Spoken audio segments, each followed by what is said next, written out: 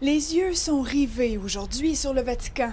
Les cardinaux éliront bientôt un nouveau pape et les attentes sont nombreuses.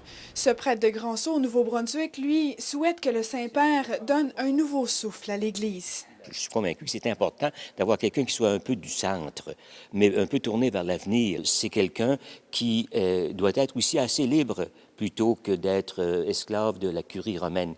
Vous savez, la curie romaine, la plupart, ce sont des évêques et des cardinaux qui travaillent comme des fonctionnaires. Selon le curé du diocèse de Notre-Dame de Sacré-Cœur, le souverain pontife doit être pasteur, plus près du peuple et s'adapter aux nouvelles réalités. Il y a des traditions qui méritent d'être jetées à la poubelle, je veux dire, qui n'ont plus de sens aujourd'hui. Comme laquelle? Entre autres, l'ordination des femmes. On sait que les prêtres et les évêques, ce sont eux qui décident dans l'Église.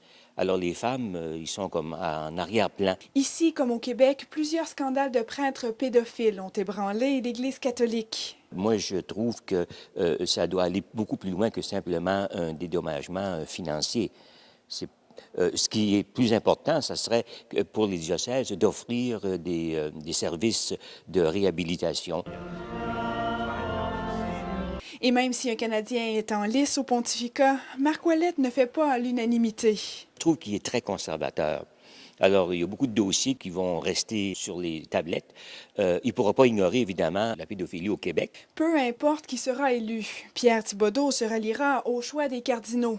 Mais au quotidien, son défi est tout autre, comme par exemple joindre les jeunes qui ont déserté les églises. Marie-Pierre Beaubien, à Grand-Sault.